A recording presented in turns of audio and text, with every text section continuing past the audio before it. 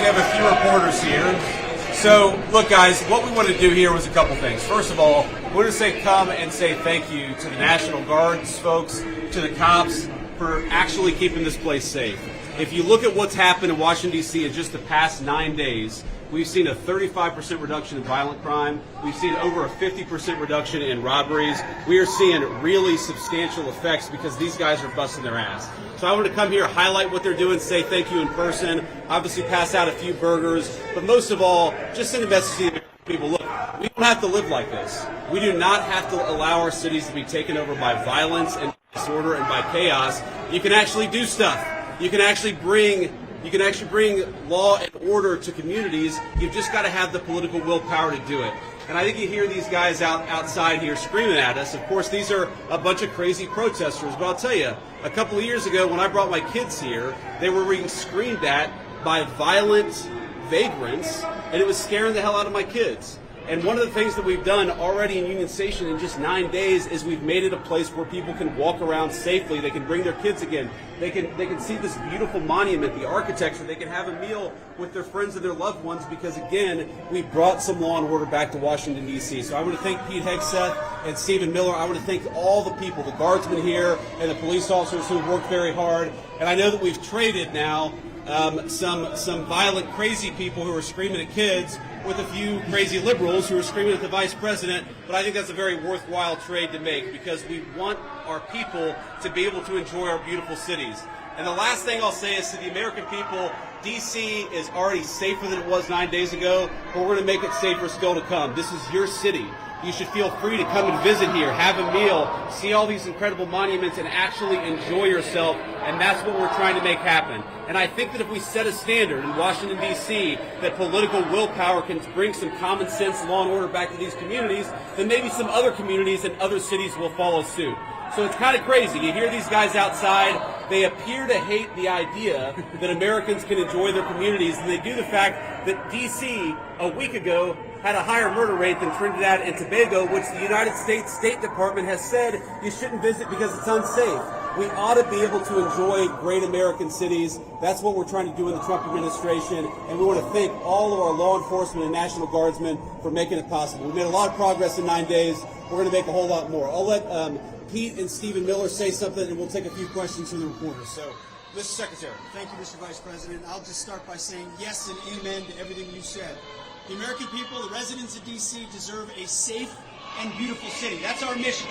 That's what every one of these captains, lieutenants, staff sergeants, specialists, privates, they're here because they're patriots who serve the country and believe we deserve a beautiful, safe capital. And when I talk to all of them, Stephen, we've all had a chance to talk to them, they're proud of this mission. They're proud to be a part of making sure law and order is established here in the Capitol. We're resourcing them with everything they need, working with our law enforcement partners. So the National Guard, the Defense Department is proud to be standing with you and the President in ensuring we have a safe Capitol that is beautiful, that residents can come visit. We're committed to this mission just like the one at the southern border and in Los Angeles. Our law enforcement officers deserve to be able to do their job safely, and American citizens, putting American citizens and our country first is something President Trump has emphasized from the beginning. So thank you to these troops. I know I always liked a good cheeseburger when I was in uniform, so hopefully we can deliver a few of those. It's an honor to be here with you, and also, Stephen, thanks for everything you're doing. Thank you. And first of all, thank you to the Vice President for bringing us here today. Thank you, Secretary, for your leadership, and most importantly, thank you to the men and women of the National Guard. Here's the most important point. There are residents who lived in Washington, D.C. their entire lives. Their parents lived here. Their grandparents lived here. And they have lived for generations in intolerable conditions of crime and decay. There are parts of the city, I moved to the city 20 years ago. There are places where I've seen graffiti that has been untouched for 2 decades. There are homeless encampments that have made it impossible for families to use public parks and public recreation for as long as I've lived here. There are hundreds of residents of this city who are shot in street violence every single year, making it one of the most violent cities on planet Earth. And for too long, 99% of this city has been terrorized by 1% of the city. And the voices that you hear out there, those crazy communists, they have no roots They have no connections to the city. They have no families they are raising in this city. They have no one that they are sending to school in this city. They have no jobs in this city. They have no connections to this community at all. But they're the ones who've been advocating for the 1%, the criminals, the killers, the rapists, the drug dealers. And I'm glad they're here today. Because me, Pete, and the Vice President are all going to leave here, and inspired by them, we're going to add thousands more resources to this city to get the criminals and the gang members out of here. We're going to dismantle those networks, and we're going to prove that a city can serve for the law-abiding citizens who live there. We are not going to let the communists destroy a great American city, let alone the nation's capital. And let's just also address one other thing. All these demonstrators that you've seen out here in recent days, all of these elderly white hippies, they're not part of the city and never have been. And by the way, most of the citizens who live in Washington, D.C. are black. This is not a city that has had any safety for its black citizens for generations. And President Trump is the one who is fixing that with the support of the Metropolitan Police Department, the support of the National Guard, and our federal law enforcement officers. So we're going to ignore these stupid white hippies that all need to go home and take a nap because they're all over 90 years old, and we're going to get back to the business of protecting the American people and the citizens of Washington, D.C. Thank you, Stephen. A few questions. Mr. Vice President, why are truth stations here at Union Station on the national mall instead of areas in D.C. where crime is statistically highest? Well, if you've ever been to Union Station in the last few years with your family, you know that crime is actually extremely high right here in Union Station. You have vagrants, you have drug addicts, you have the chronically homeless, you have the mentally ill who harass, who threaten violence, who attack families, and they've done it for far too long. This should be a monument to American greatness. This should be a place where you can come and share a meal or go shopping with your family. It should not be a place where parents of small children are afraid to bring them because, to Stephen's point, we have empowered criminals over the people who actually need public safety in the city. So I think Union Station is a great example of what's possible when you actually have the political willpower to bring law and order and common decency back to the public spaces of the United States of America. So many Americans live in cities. They occupy these spaces. They know how unsafe they are, and they would love to be able to just live their life in places like Union Station without violent criminals making it impossible. We have changed so much in 9 days, and I thought it important to highlight how great of a space this could be, how easy it could be to actually enjoy something like Union Station if you just had politicians who stopped prioritizing violent criminals over the public citizens who deserve public safety in their own communities. And to add to that real quick, we talked to a first responder before we came up here, said this is their number one call location is Union Station for first responders. So it's not as if this is insignificant. In many ways, this is part of the epicenter. And we go to that and return it to the safe location that it should be. It also frees up resources around the city. And you've seen a majority of the arrests happening in a lot of those places that need help. That's right.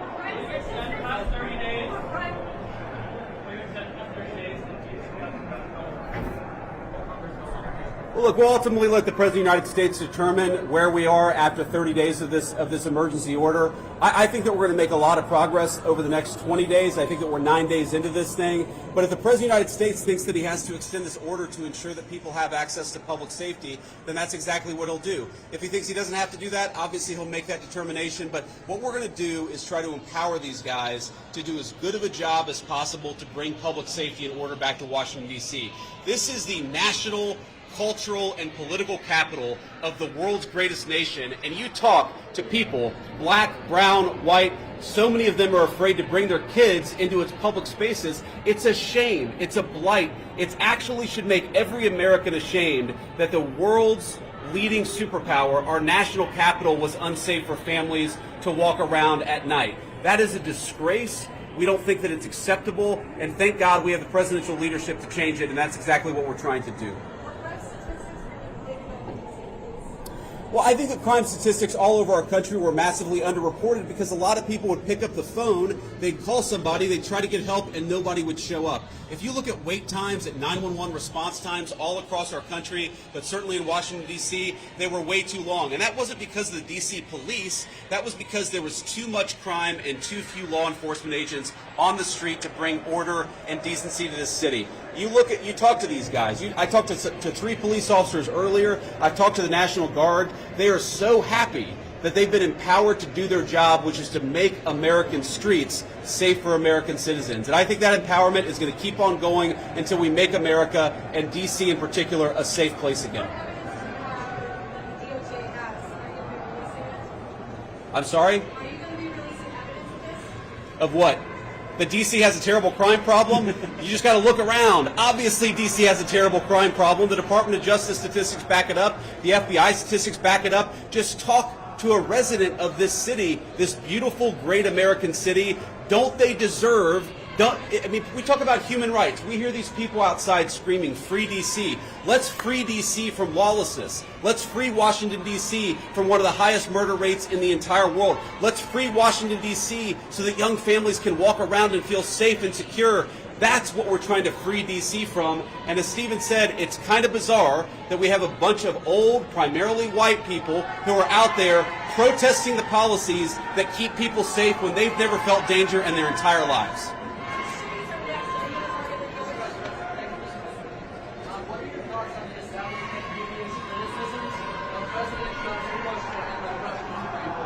Well, I'll let these guys jump in. I mean, look, on the Russia-Ukraine war, we'll obviously have time to talk about that. I think the president campaigned on being a president of peace. He's already ended 6 wars. He's trying to end another. I think it's kind of disgraceful that the American media is attacking the president for trying to bring peace to the world. But most importantly, the president is trying to bring peace to the streets of our own cities. I really can't overemphasize this enough.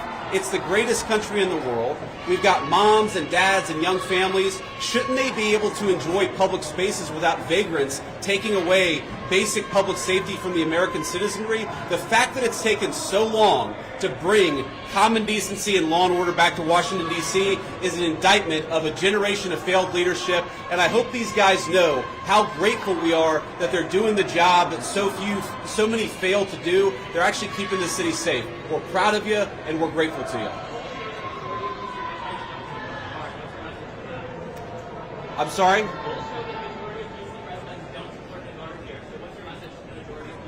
I'm highly skeptical that a majority of D.C. residents don't want their city to have better public safety and more reasonable safety standards within Washington, D.C. I don't know what poll you're talking about. Maybe the same polls that said Kamala Harris would win the popular vote by 10 points. Okay, we're going to stop there. We're going to grab a quick bite with some of the soldiers here and the National Guardsmen who are keeping the city safe again. I just want to say we're grateful to these guys. You guys are making D.C. safe again. We're proud of you, and we're grateful to you. Thank you.